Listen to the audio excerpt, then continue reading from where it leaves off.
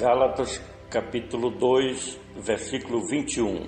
Não aniquilo a graça de Deus, porque se a justiça provém da lei, segue-se que Cristo morreu em vão.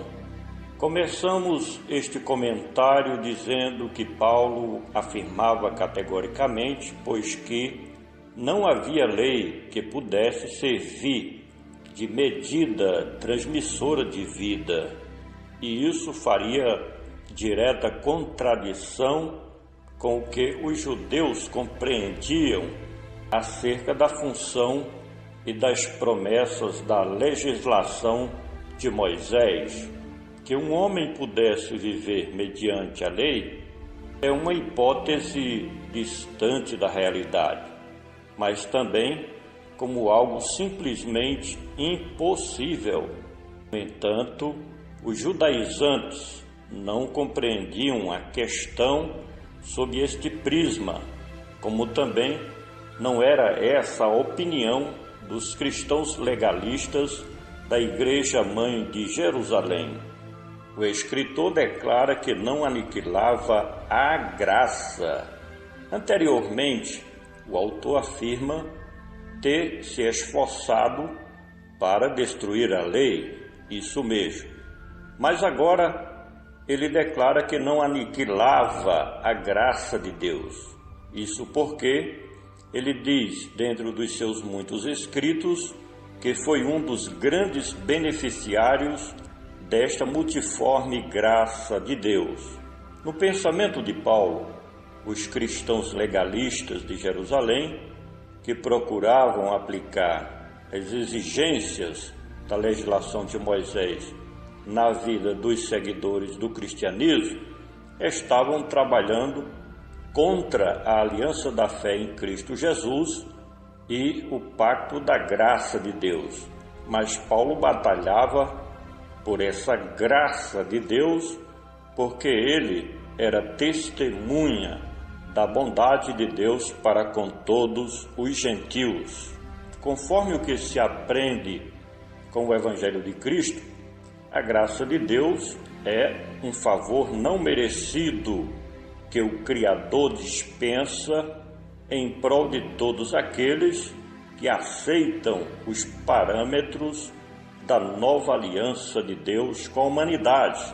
De fato, quando a humanidade merecia a ira, o furor e o castigo de Deus, o Criador agiu de outro modo, derramando sobre os remidos de Cristo sua bondade sem limites, sua misericórdia que se renova a cada manhã e o seu perdão. Deus em Cristo Jesus estava reconciliando o mundo consigo mesmo, não levando em conta o tempo da ignorância, mas abrindo a possibilidade real de perdão dos pecados para todos aqueles que, arrependidos, reconhecem os seus próprios erros e se atira aos pés de Cristo Jesus. Paulo diz que a graça é de Deus. Essa graça vem de Deus porque a iniciativa de salvar a humanidade partiu do coração do Pai. Desde a queda da raça humana, lá no Jardim do Éden, que o Senhor prometeu enviar uma solução para o problema do pecado dos seres humanos e suas consequências, quando Ele, o Senhor, diz que vai providenciar para que a semente da mulher vença o inimigo.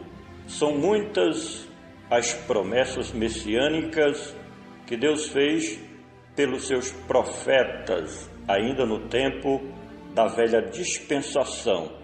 E a vinda do Messias de Deus para implantar a nova aliança da graça foi justamente o cumprimento de tais promessas. Como Deus é fiel em cumprir a sua palavra, Ele enviou seu Filho Jesus Cristo para nos comprar e nos redimir com seu precioso sangue. De acordo com o conteúdo desta carta de Paulo aos Gálatas, o que funcionava nas igrejas compostas de judeus convertidos ao cristianismo em Israel e na Palestina era apenas um judaísmo reformado, em que os apóstolos ensinavam aos seguidores de Cristo que eles tinham que guardar a lei de Moisés, porque o que devia prevalecer era a obediência aos mandamentos da legislação de Moisés. Para o grupo apostólico legalista, bem como para os seguidores do tradicional judaísmo, praticar a justiça era se submeter às exigências da lei de Moisés. Porém, Paulo tinha uma outra compreensão sobre o que era a verdadeira justiça, porque para o apóstolo dos gentios, a nossa justiça está em Cristo Jesus, Ele que morreu pelos nossos pecados. Para os apóstolos de Jerusalém, Cristo veio e não mudou nada quanto à legislação de Moisés, porque para eles, Jesus apenas fez uma reforma no judaísmo. Os apóstolos de Jerusalém interpretavam que Jesus não veio para mudar a lei, mas para cumpri-la. E no entendimento deles, se Cristo cumpriu a lei de Moisés, então, na teologia deles, os cristãos também deveriam cumprir tudo que estava escrito na legislação de Moisés. O que os cristãos legalistas não compreendiam era que Cristo cumpriu a lei de Moisés em nosso lugar, para que não seja mais necessário nós, os gentios, ter que se submeter às exigências impraticáveis da lei de Moisés. O apóstolo Paulo defendia que Cristo nos libertou definitivamente, absolutamente, da lei de Moisés. Diante do exposto, percebemos que, na teologia de Paulo, que era a teologia da fé em Cristo e em sua perfeita obra de redenção já realizada, e na graça de Deus, que salva o pecador por pura misericórdia e não pelas obras da lei, era tudo diferente.